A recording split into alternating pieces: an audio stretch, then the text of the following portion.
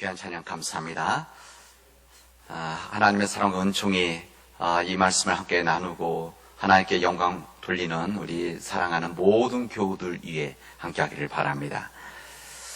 우리 삶의 일상이 무너졌다, 이런 이야기를 아마 요즘 자주 듣게 되어질 겁니다. 다른 사람들이 이야기하지 않더라도 우리들은 우리 삶에서 우리 자신들이 피부로 느끼고 있습니다. 몇 주 동안 저는 여러분들 마찬가지지만 똑같이 우리 교인들의 맑고 밝은 그리고 따뜻한 그 얼굴을, 그 미소진 얼굴을 저희들이 볼 수가 없습니다. 사랑이 담겨져 있고 마음이 담겨져 있는 그 손을 우리들이 잡을 수가 없습니다. 반가운 얼굴로 만나서 안부도 묻고 가족들의 소식을 나누면서 기쁨을 나눌 그 시간을 우리는 갖지를 못하고 있습니다. 우리 권사님, 우리 집사님들이 정성과 사랑으로 만들어 주셔서 우리 점심때 맛있게 먹는 이 식사도 우리 먹은 지 오래됐습니다. 주일날만 기다리면서 손꼽아 기다리는, 그리고 삶의 일주일의 중심이 주일이었던 우리 교우들, 특히 우리 어른들이 우리 교회 온전히 올 수 없다라고 하는 그 사실이 정말 안타깝습니다.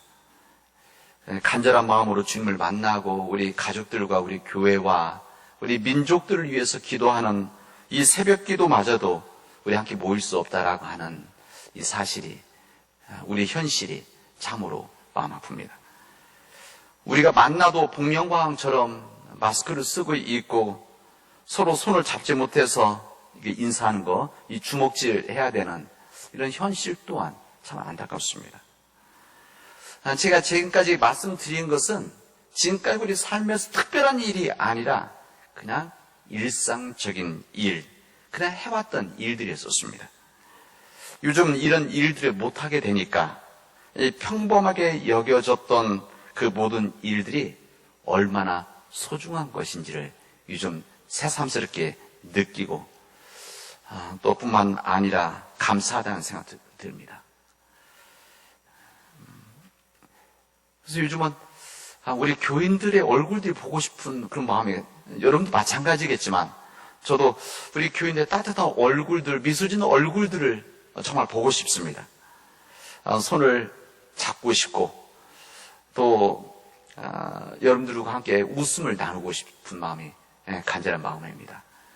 여러분들은 이 전화기나 아마 영상을 통해서, 컴퓨터를 통해서 제 얼굴을 보고 있지만 저는 여러분들을 볼 수 없기 때문에 참 안타깝습니다.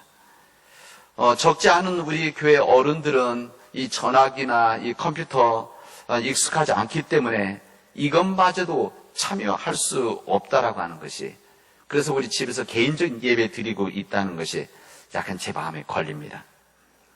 우리가 이 평범한 일, 이 평범한 일이기 때문에 우리 일상을 느끼지 못했던 한 부분이 또 무엇인가 하면 우리 삶에서는 우리 가정과 가족들입니다.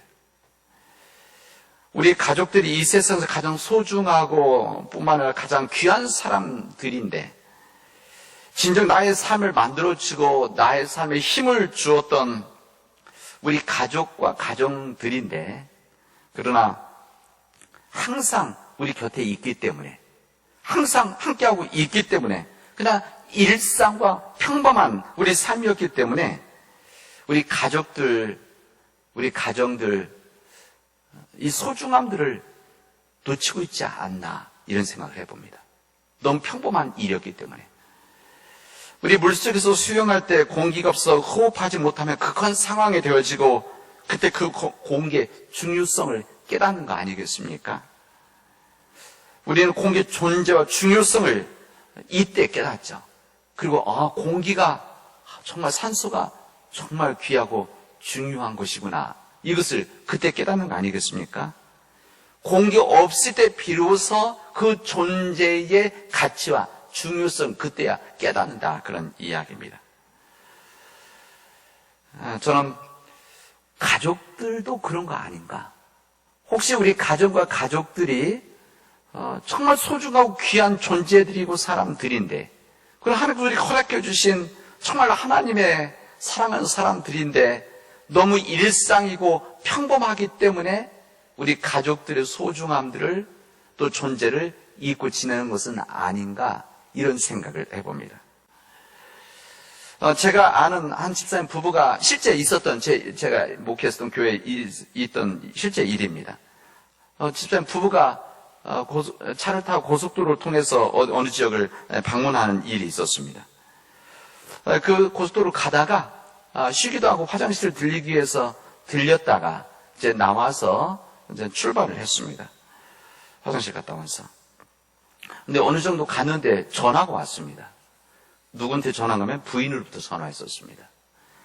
아무 생각 없이 그냥 출발한 거죠. 그냥 곁에 있는 줄 알고. 혹시 우리도 이런 같이 우리 가족들에 대해서 항상 있으니까 이렇게 놓치고 있지는 않는지 우리 오늘 한번 생각했으면 좋겠습니다. 오늘 우리에게 주신 이 본문의 말씀은 가족에 대한 부분이고, 우리 구약의 말씀, 우리 복음서의 말씀, 선생님의 말씀이 오늘 가족들에 대한 말씀입니다. 그리고 특히 부부에 대한 말씀입니다. 하나님께서 이 창조의 여러 질서들을 알려주신 그 중에 이 가정, 가족, 특히 부부에 대한 말씀을 오늘 우리에게 해주시고 있습니다. 오늘 이 구약의 말씀은 창세기의 말씀을 읽었는데, 지금 우리 첫째 주부터 창세기 말씀을 읽고 있지 않습니까? 이 창세기에서 하나님께서 남자와 여자를 창조하신 이야기를 오늘 우리에게 전해주셨습니다.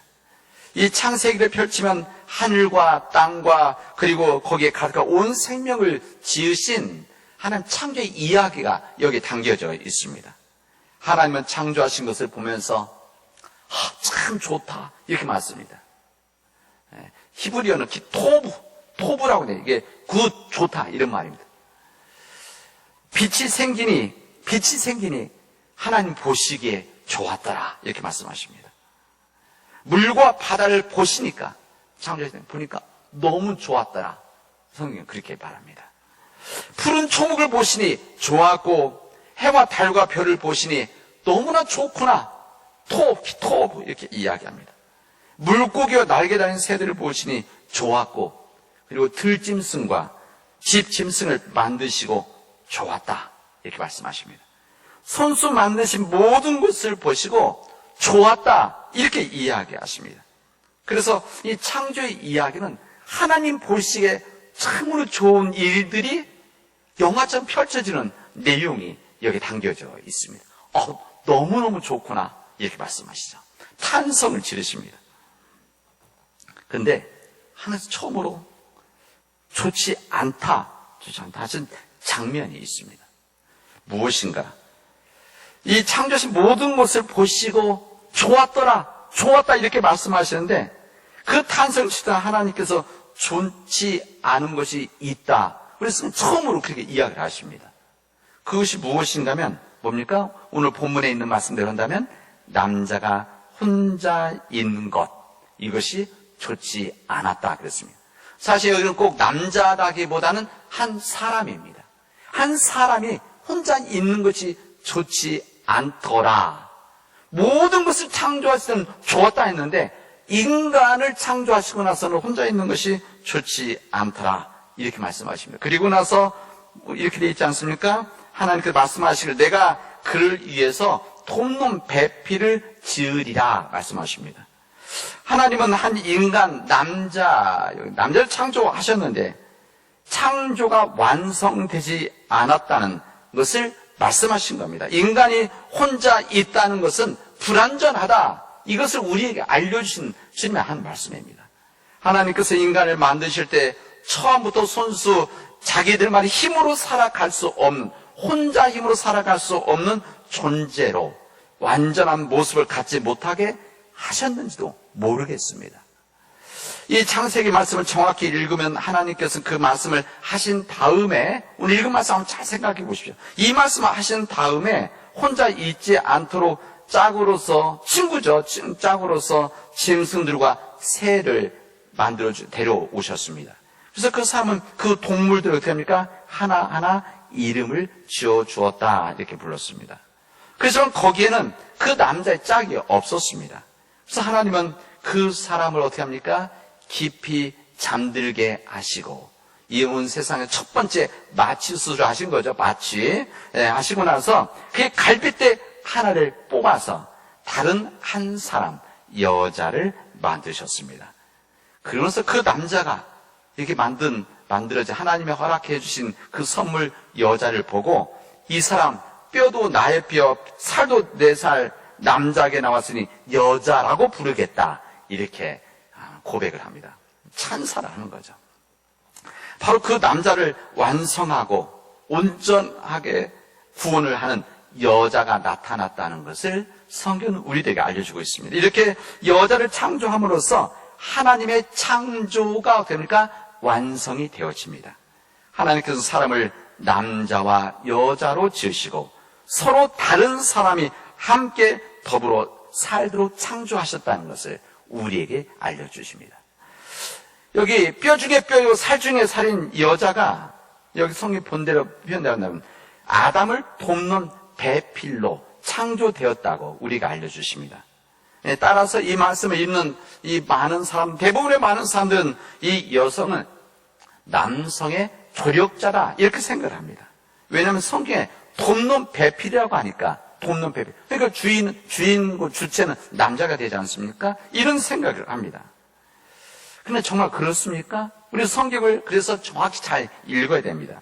우리 말에 돕는다는 이 의미에는 두 가지 차원의 이 돕는 의미가 있을 것입니다. 사회적으로는 아랫사람이 윗사람을 돕는 일들입니다.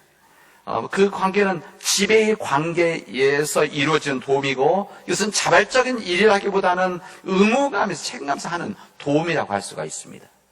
그런 아랫사람, 윗사람 돕는 것이 있다고 한다면 반대로 아이를 도와주는 엄마의 도움이 있습니다. 이게 윗사람인 엄마가 약하고 부족한 한 사람, 아이를 도와주는 것입니다. 우리가 여자가 여기에 보면 아담을 돕는 자, 이렇게 이야기되어져 있는데, 대부분 이 앞부분에 있는 부분은 생각합니다. 돕는 배필이라고 했을 때 아랫사람이 윗사람 돕는 일, 그러니까 이 사장인 아담을 도와준 비서 직원인 여자, 혹은 바깥 양반을 돕는 안사람, 남성을 도와주는 조력자 여성, 이런 생각을 하고 있습니다. 그러나 이 성경의 이 돕는 자, 여기 성경에는 이 돕는 히브리는 에제르 이렇게 되어져 있는데, 이 구약 성경에 보면 정확히 한 21번입니다. 제가 그 사전 놓고 그거 나온 거 보니까 20회 정도가 이렇게 나오는데, 이 본문에 이 도와주는 자 에제르라고 하는 말은 사람들에게 쓰는 말이 아니었었습니다. 이것은 하나님께서 모든 사람들에게 하나님께서 베풀어 주신 도움이라고 표현할 때 이 표현을 쓰고 있습니다.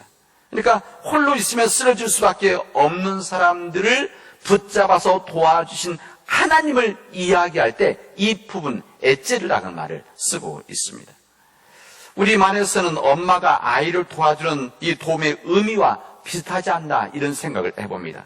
이 성경에서 여자가 아담을 돕는다는 말은 이 아담의, 정확히 말하면 이 남자의 부족함을 채워주고 그를 인도하는 도움, 하나님의 도움과 같은 여성이 남성에 대한 도움이다, 그런 이야기입니다. 진실로 여성의 도움이 없이는 그 어떤 누구도 태어날 수가 없고 어떤 누구도 자랄 수도 없으며 성장하며 살아갈 수 없다는 것이 우리 삶의 경험이고 우리 진실이라고 할 수가 있습니다. 우리 사람들이 오해하는, 이 상황에서 오해하는 한 부분이 있어요. 뭔가 하면 여자는 남자 다음에 태어났기 때문에 남자가 더 우월하다, 이렇게 생각하는 경향이 있습니다. 말은 않지만 그러나 대부분의 사람 이런 생각을 많이 하고 있습니다. 근데 여러분, 창조의 순서를 한번 보십시오. 하나님 세상을 창조하실 때 해와 달과 별과 그리고 하늘의 동물들, 나무를 만드시고 그 다음에 어떻게 합니까? 그 다음에 그 남자를, 사람을 만드십니다. 창조의 순서를 본다면 사람이 가장 나중에 창조되어졌는데, 그렇다고 우리 인간이 하늘 세상의 피조물보다 더 열등합니까? 성경은 그렇게 이야기하지 않습니다. 절대 그렇지 않습니다. 그렇기 때문에 남자 다음에 여성이 창조되어졌고 지음을 받았기 때문에 남자가 우월하다고 하는 것은 우리 인간들의 오해다, 있다라고 할 수가 있습니다. 또 남자들이 오해하면서 우기는 것 중에 하나가, 이것은 좀 약간 재미있는 이제 표현들을 쓸 때 이 이야기를 하는데, 남자는 흙에서 만들었고 여자들은 남자의 뼈에서 만들었다. 그렇기 때문에 이 남자가 훨씬 더 우월하다. 이런 생각과 이런 신앙적 백그라운드들이 있습니다. 그런데 잘 생각해 보십시오. 우리 모든 것을 만들 때 재료가 중요한 거 아니겠습니까? 남자는 흙으로 만든 포기이고 여성들은 뭘로 만듭니까? 뼈로 만든 자기 아닙니까? 우리 여성분들 잘 아는 본 차이나 이 고급 이 도자기, 이렇게 이쁜 그림, 꽃그림이 있는 투명하게, 거의 투명 깨끗한, 특히 뭐 영국의 웨주드 이런 제품들, 이런 것들, 이게 다 흙으로 만든 것이 아니라 뼈 가루를 만든, 뼈 가루와 뭐 여기에 좀 더 특별한 이 흙들, 뭐 고룡토라든지 이를 포함해서 만든 것들입니다. 그래서 이 부분은, 우리 인간이 재료로 따져도 훨씬 더 남자들보다는 여성들이 더 뛰어나다. 이것을 여러분 아시길 바랍니다. 여기 배필이라는 말, 여기 돕는 배필, 그러니까 우리 성경에서는 이 아제르 크넥도 이렇게 되어 있습니다. 정확하게는. 근데 이 부분은 돕는 자, 그리고 돕는, 근데 이 표현이 뭔가 하면은 적합한, 도와주는, 이런 뜻이 포함되어 있습니다. 그래서 우리 제 신학교 때 아직도 37년대 이 말을 기억합니다. 그 교수님께서 이 표현 히브리 원문 놓고 우리 강의하시면서 이 부분을 이렇게 이야기를 하시면서 지금도 기억하고 있어요. 이 관계가 어떤 관계냐? 박수 치는 관계라는 겁니다. 박수 치는 관계. 그래서 이 박수 치는 관계라고 하는 것은 혼자 소리를 못 내는 것이다. 여성이 크넥도, 아제르 크넥도라고 말한 돕는 배필이라고 했을 때 박수 치는 관계일 때 혼자는 안 돼요. 두 손이 있을 때만이 박수 소리를 내듯이 바로 그 관계가 돕는 배필의 관계다. 이런 이야기입니다. 그러니까 서로에게 필요한 서로 대등한 관계, 협력의 관계라는 것이 우리 성경에 나와 있는 정확한 의미입니다. 이 말씀에 대해서 오랫동안 잘못된 이해와 해석을 하고 있었습니다. 그리고 또 정확히 말한다면 이 창세기 3장서부터는 인간이 타락해서 에덴 동산에서 쫓겨나지 않습니까? 그러니까 이 관계는 하나님의 창조의 원래 질서인 에덴 동산에서의 관계입니다. 근데 그 이후에 변질이 되어진 것들이죠. 사람들이 잘못된 이해, 특히 유대인들은 이 부분에 대해서 잘못된 이해를 가지고 항상 여자들을 낮게 여겼던 겁니다. 항상 사람들은 여자, 이방인, 그리고 아이들을 가장 하급 취급했던 이 역사를 우리는 알고 있습니다. 오늘 누가복음에 보면, 여러분들 오늘 누가복음을 읽으면서 이게 무슨 말씀인가 의아하시는 분들도 있을 겁니다. 이 누가복음 이 바리새인 예수님께 와서 이혼 증서를 써주면 여자와 이혼해도 되는 것이 아니냐 이 질문을 합니다. 그리고 예수님께 어떻게 대답하는지 지금 꼬투리를 잡는 거죠. 여기 바리새인들은 이 어떤 생각을 가지고 있었는가 하면 이혼의 주도권이 남자에게 있고 그 당시 때 남자들이 항상 이 모든 부분들을 남자 중심에서 생각하고 남자 맘대로 하면서 그냥 이혼하고 싶으면 이혼증 써줘서 보내면 된다 이런 생각을 하고 있었던 것입니다. 그리고 이 남자들 결단 여에 따라서 이혼을 그 당시 때 했었기 때문에 여성들은 항상 이혼을 당하는 항상 피동적인 대상으로 전락되어 있었던 것입니다. 예수님께서 이것을 왜곡하는 하나님의 뜻을 왜곡하는 이 바리새인들에 대해서 그들이 완악하다 이렇게 말씀하시는 겁니다. 그래서 예수님께서는 남자들이 잘못된 생각에서 함부로 이혼하지 않도록 그래서 성경에 이러한 적 이제 둘이 아니요 한 몸이니 그 하나님 짝지어 주신 모든 것을 사람이 나누지 못할 것이다 이렇게 말씀을 하시는 겁니다. 모세가 이스라엘 남자들의 아내에게 이혼 증서를 써주시는 것을 허락한 이유는 남자들이 맘 놓고 맘대로 이혼할 수 있다는 것을 알려주기 위함이 아니라 이혼 증서라도 있어야만 이 여성들이 그 이후에 정당하게 다시 결혼해서 생명을 부지할 수 있었기 때문에 하신 하나님의 법들인 겁니다. 그러니까 이 법을 왜곡한 것이죠. 남편에게 버림받은 여인들을 보호하기 위한 하나님의 약자들의 배려가 바로 이 이혼 증서였다는 것을, 이 유대인들은 이것을 깨닫지 못하고 마음대로 내버릴 수 있다라고 하는 이런 다른 주님 표현된 완악함을 가지고 있었던 겁니다. 오늘 여기 성경 그 말씀 뒤에 뭐 어린이에 대한 이야기 나오는데, 그냥 일반적인 어린이가 아니라 그 당시 때 가장 하급 취급을 당했었던 이방인 여성, 어린아 취급당했던 어린아이에 대한 사실 이야기입니다. 이 어린아이들, 그런 어린아이들, 여기 예수께 따라왔던 아이들이 일반 아이들이겠습니까? 집을 잃은, 혼자 사는 아이들, 버림받은 아이들이죠. 그런 아이들이 왔을 때 주님 제자들이 오지 말라고 했을 때 주님께서 그들이 오는 것을 막지 말아라. 주님께서는 이 어린아이, 여성에 대한 주님의 마음, 약자들의 마음을 이어서 우리가 알려주신 말씀인 것이죠. 오늘 창세기 말씀과 이 신약의 말씀 모두는 우리 가족과 특히 부부의 관계에 대해서 우리가 말씀하십니다. 바울은 이 악한 때를 살아가는 에베소의 그리스도인들에게 무엇보다 그들의 가정을 소중히 지키라, 이렇게 말씀을 하십니다. 함께 살아가는 사람들을 소중히 여기고 그 소소한 일상을 그리스도 안에서 살아가도록 합시다, 이렇게 권면을 하고 있습니다.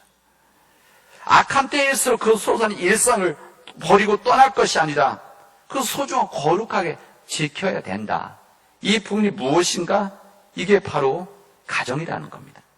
이 사도 바울은 우리의 몸은 성령이 거하시는 성전이다, 이렇게 말씀하십니다. 우리가 함께 더불어 살아가는 가정도 우리가 또 하나의 성전이며 하나님의 교회, 주님의 교회이지 않겠습니까? 이런 주님의 몸된 교회를 사랑하고 섬기듯이 사도 바울은 이렇게 이야기를 합니다. 남편들은 아내는 남편을 사랑하십시오, 이렇게 이야기하는 겁니다. 아내들은 자기 남편에게 복종하기를, 이렇게 돼 있지 않습니까? 아내들 자기 남편에게 복종하기를. 근데 정확한 본문은 복종이 아닙니다. 제가 어제도 이 본문 때문에 히브리어 원문 놓고 공부를 했었는데, 이 본문에 보면 복종이란 말은 사실은 없습니다. 그래서 우리의 가지고 요즘 새로 나온 이 새 번역은 이 본문을 아내 된 이 여러분 남편에게 하기를 주님께 하듯 하십시오, 이렇게 번역을 하고 있습니다. 실제 성경 복종한 말은 없습니다. 이 부분을 우리 옛날 영어성 킹 제임스 버전 옛날 성경에 보면 영어로 거기에 영어로 서브 밑을 복종을 쓴 이후에 성경들이 다 그렇게 쓰는 겁니다. 지금 우리 성경도 마찬가지입니다. 그런 비슷한 뜻이 담겨져 있지만 우리가 알면 복종한 뜻은 아니란 말입니다. 그래서 우리 성경은 순종하라, 이렇게 표현을 쓰죠. 이 교회가 우리 그리스도 예수 주님을 사랑하고 순종하고 섬기듯이 그런 마음으로 남편에게 순종하고 사랑하라, 이렇게 말씀하십니다. 아내들이 그렇게 하라는 것이죠. 남편들에게는 아내 사랑하는 것을 그리스도께서 그 교회를 사랑하신 것과 같이 그 교회를 위하여 자신을 주신과 같이 진심으로 사랑하라, 이렇게 말씀하십니다. 아내 사랑하는 것을 자기 몸을 내어놓는 것처럼, 죽는 것처럼 하라, 주님께서 하듯이 하라, 이런 이야기입니다. 우리 주님께서 자신의 몸을 내어주셨다는 말이 무엇입니까? 이게 십자가에 죽으셨다는 말 아닙니까? 그 정도로 사랑하고 희생해야 된다는 것을 말씀하시는 겁니다. 남편은 아내를, 아내는 남편을 이렇게 사랑해야 된다 말씀하시는 겁니다. 우리 사랑하는 우리 교우 여러분, 이제 주님의 말씀에 따라서 이제 우리 가정을 믿음의 가정으로 회복시키고 우리 가정이 진정 하나님의 말씀을 순종하는 믿음의 가족들이 되어지기를 바랍니다. 우리 가족, 나에게 하나님 허락해 주신 남편, 허락해 주신 아내, 자녀들, 이건 내 소유물 아니면 나의 뜻 복종해야 되는 그런 존재들이 아니라 한 사람 한 사람 한 영혼들이 하나님의 사람들이라고 하는 것을, 하나님의 특별한 은혜를 받은 하나님의 작품이라는 것을, 소명을 가지고 있는 한 작품이기 때문에 우리 가정 안에서 주님을 섬기듯이 우리 가족을 섬겨야 된다는 것을 오늘 서신서는 우리들에게 말씀해 주시고 있습니다. 우리 사회 어려움들, 힘듦이 있습니다. 저는 이 모든 일들 중에 여러 가지 요인들이 그 중에 한 부분이 가정 문제라고 생각합니다. 우리 가정 안에서 우리 믿음의 가정이 믿음의 가족들을 잘 세워 나갈 때만이 우리 교회가 세워지고 이 세상 구원하는 믿음의 구원의 방주가 되는 거 아니겠습니까? 우리 여호수아의 고백처럼 이 세상의 다른 신들을 섬긴다고 하더라도 이 세상의 다른 신들, 이 시대에 배금지, 돈이 중심이 되어지고 권력과 명예와 쾌락을 중요시하고 신과 같이 여기는 이 시대 속에서 여호수아의 믿음의 고백처럼 나와 내 가정만은 오직 여호와 하나님만을 섬기는 가정이 되어지겠다라고 하는 이 믿음의 고백이 우리 가정들 안에서 이루어지기를 바랍니다. 오늘 남신도 주일입니다. 오늘 남신도 주일을 맞이해서 우리 모든 남신도들이 이 믿음 안에서 온전히 서서 우리 믿음의 복된 가정을 이뤄나가기를 주님의 이름으로 축원하겠습니다. 기도합시다. 은혜가 풍성하신 하나님 감사합니다. 오늘 저희들에게 이 주신 말씀에 따라서 우리가 그 말씀 앞에 순종하게 하시고 주님께서 교회를 사랑하듯이 우리 가족들을 사랑하고 섬기는 믿음의 가족들이 되어지게 하시고 우리 가정들이 온전히 세워져서 우리 교회가 믿음의 교회로 세워질 수 있도록 인도하여 주시옵소서. 하나님, 우리의 가정들이 오직 나와 내 가정만 오직 하나님만을 섬기게 노력하는 믿음의 고백이 이루어지도록 인도하여 주시옵소서. 예수님의 이름으로 기도합니다.